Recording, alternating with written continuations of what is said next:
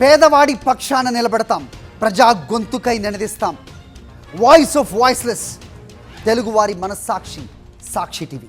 సాక్షి TV ప్రసారాల కోసం మీ స్థానిక cable ఆపరేటర్ను వెంటనే సంప్రదించండి.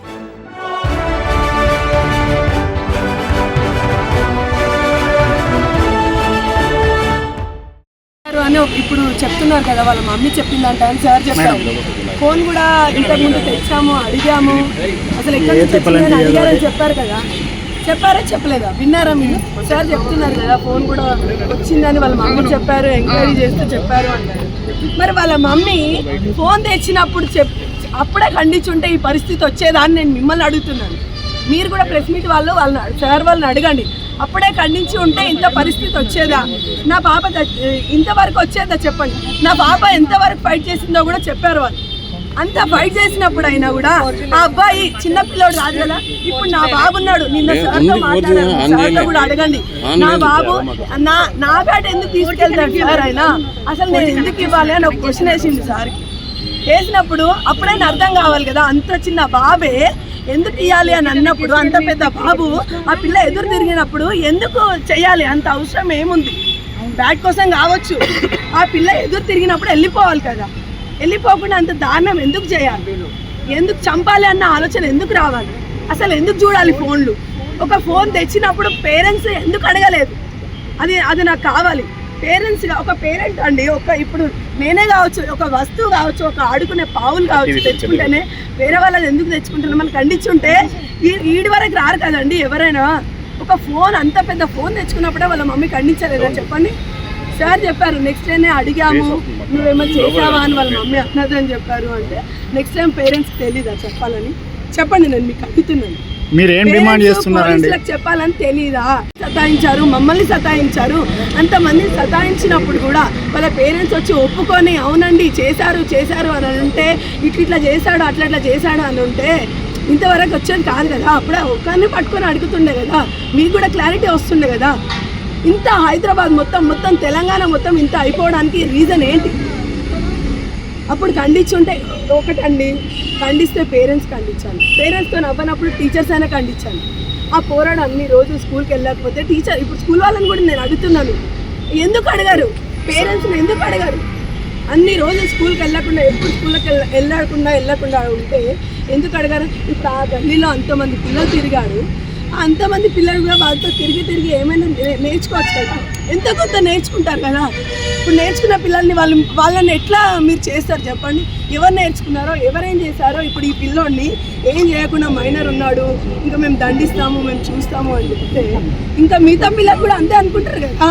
ఇప్పుడు నా కొడుకు ఎగ్జాంపుల్ తిరిగాడండి, వాడికి ఏం తెలుసు? అలాంటి పిల్లలు కూడా అలాంటి చూసి కూడా ఏం అనలేరు అని ఇప్పుడు నా కొడుకే చెప్తుండే. ఎందుకు ఏమనట్లే మమ్మీ అంటే అలా చేయొచ్చా అని అడుగుతున్నాడు. దానికి ఏం సమాధానం చెప్తారు పోలీసు మీరు? చెప్పండి, ఎలా చేస్తారు? ఇప్పుడు ఏం న్యాయం కావాలండి? నా పిల్లని ఎట్లా పొడిచాడో అట్లా న్యాయం కావాలి. నాకు అదే న్యాయం కావాలి. నాకు ఇప్పుడు ఒక పేరెంట్గా మీరు ఏం న్యాయం చేస్తారు చెప్పండి? నేను మిమ్మల్ని క్వశ్చన్ అడుగుతున్నాను. మీరు కన్న తల్లి ఒక పేరెంట్ని ఇప్పుడు అంతా చంపాడు కదా.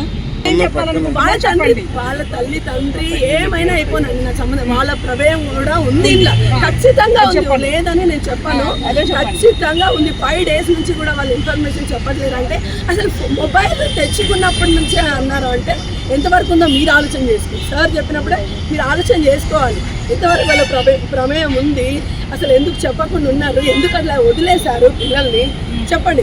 ఇప్పుడు ఇంటికి వచ్చాడండి ఇంటికి ఎప్పుడు ఒక్క బర్త్డేకి మాత్రమే వచ్చాడండి. ఆ విషయం కూడా అసలు వాళ్ళ డాడీకి తెలియదు. రాకముందు తెలుసుంటే మాత్రం వస్తాడు అని.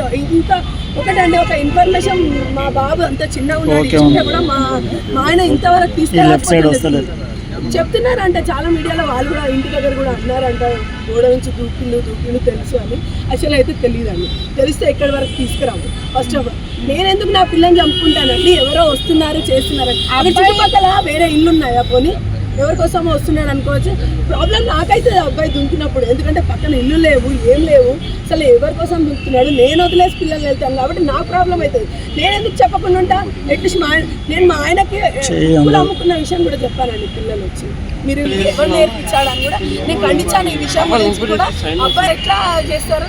ఇప్పుడు ఇన్ని రాశారు మీడియా వాళ్ళు, ఇట్లా ఇప్పుడు ఏం సమాధానం చెప్తారు? అబ్బాయి ఒప్పుకున్నారు కదా, మీడియా వాళ్ళు ఏం సమాధానం చెప్తారు? ఇప్పుడు నేను వాళ్ళు వేసే క్వశ్చన్లకి నాకు మెంటల్ వచ్చిపోయిందండి. ఇప్పుడు నేను బాధలో ఉన్నాను, బాధలో ఉండి కూడా నేను అంతా సీక్వెన్స్గా చెప్పాను అంటే ఎందుకు చెప్పాను అర్థం చేసుకోండి. సరే ఇంత కూడా మిస్బిహేవ్ చేయకుండా అంతా తిప్పి తిప్పి తిప్పి తిప్పి వాళ్ళకి అక్కడ ప్రూఫ్స్ లేవు, పోలీస్ వాళ్ళకు కూడా ప్రూఫ్స్ లేవు. ఇంకేస్ ఏమన్నా ఆడు ఒప్పుకోకపోయినా చేయకపోయినా ఎవరిని అంటారు చెప్పండి? ఇక్కడ ఏం సీసీ కెమెరా లేదు, ఏం పిల్లలతో ఆడుతుంటేనా అండి అబ్బాయి? ఏ అబ్బాయి అండి? మా అబ్బాయి మొత్తం పిల్లలకి వెళ్తున్నాడు. ఈ అబ్బాయి కూడా వచ్చేటోడా? ఆ అబ్బాయి మా ఇంటికి రాడండి, ఒక బర్త్డేకి వచ్చాడు. మొన్న రీసెంట్గా 2 times అందరు పిల్లలు కలిసి వినాయక చవితి చందాకి వచ్చాడు. ఆ విషయం కూడా మా ఆయనకు తెలియదు. ఎవరు ఇచ్చారు చెప్పండి? అసలు ఎవరికన్నా ఒక చిన్న అనుమానం అని వచ్చిందా? అసలు ఆ మైండ్ సెట్ ఏంటండి పిల్లోడిది? 10th class మైండ్ సెట్ ఏనా అండి? మీరు చెప్పండి. ఆ రాసుకోవడం ఏంటి, అసలు చేయడం ఏంటి? ఇది ఎప్పటికైనా ప్రమాదం జరుగుతుండేనే జరగకపోతుండే మీరే చెప్పండి. ఒక నా డే అంతా మాట్లాడతాను, న్యాయం కావాలి, న్యాయం కావాలి, న్యాయం కావాలి. మా డిమాండ్ ఏంటి? వాడు చావాలి. నా పాప ఎలా చచ్చిందో అలా చావాలండి. ప్రపంచానికి చూపియండి మీరు, ఆడు చచ్చాడు అని వాడిని చూపియండి. నా ముంగట చంపండి, మా ముందు చంపండి, టీవీలో అందరి ముందు చంపండి. అదే డిమాండ్ చేసేది. డిమాండ్ చేయడానికి ఏం లేదు ఇక్కడ. ఏముంటుంది చెప్పండి? ఒక తల్లి ఆవేదన ఏముంటుంది చెప్పండి? ఒక 1 hourలో ఒక మంచి పిల్ల మీరు చూసుంటారు. ఏం ప్రాబ్లం ఉందండి ఆ పిల్లకి చెప్పండి? నేను ఎందుకు డిమాండ్ చేయకూడదు? ఏం ప్రాబ్లం ఉంది ఆ పిల్ల? నా పిల్లకి ఏమైనా తక్కువ చేశాను? చిన్నప్పటి నుంచి డబ్బులు పెట్టి పెట్టి పెట్టి అంత పెద్ద చేసుకొని ఎందుకు ఊరుకోవాలండి? ఆ అబ్బాయి అట్లా చేస్తుంటారు. అట్లీస్ట్ ఒక చిన్న బ్యాట్ కోసం చేస్తారా? రేపు చిన్న చాక్లెట్ కోసం కూడా చేస్తారని వదిలేస్తారా? తల్లిదండ్రులకు కూడా శిక్షించాలండి.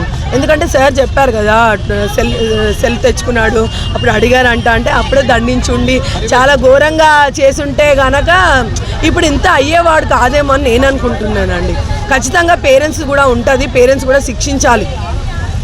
అదే నేను కోరుకునేది, పేరెంట్స్ని శిక్షించాలి. వాడిని మాత్రం చాలా దారుణం చేయాలి. అసలు నా పాప ఎంత దారుణం చేశారో మీకు అందరికీ తెలుసు. నేను చెప్పాల్సి స్కూల్ టీచర్స్ కూడా చెప్పాలి. స్కూల్ టీచర్స్ మా బాబు కూడా చదువుతున్నారు, మీరు వెళ్ళి ఇంటర్వ్యూ తీసుకోండి, ఎలా ఉంటాడు ఏంటి వాళ్ళు కూడా చూస్తుంటే పేరెంట్స్కి చెప్పాలి కదా. ఇప్పుడు పేరెంట్స్ కాకపోతే టీచర్స్కైనా తెలుస్తుంది మెంటాలిటీ ఏంటి అనేది. అబ్బాయి చదువుతున్నాడా వస్తున్నాడా లేదా అని తెలుస్తుంటుంది. సో పేరెంట్స్ అయినా ఇన్ఫార్మ్ చేయాలి కదా, చుట్టుపక్కల వాళ్ళకి కావచ్చు. కానీ పేరెంట్స్కి చెప్పుంటే వాళ్ళని దండించలేరా అని నేను క్వశ్చన్ చేస్తున్నానండి. ఒక యాజ్ ఏ పేరెంట్గా నేను క్వశ్చన్ చేస్తున్నాను.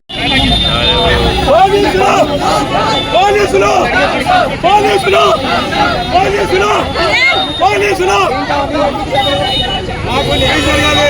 ఏదైతే సంవత్సరం చనిపోయిందో సంవత్సరం జరిగిపోయినట్టు పోలీసులు కేసు తప్పుదో పట్టించారు.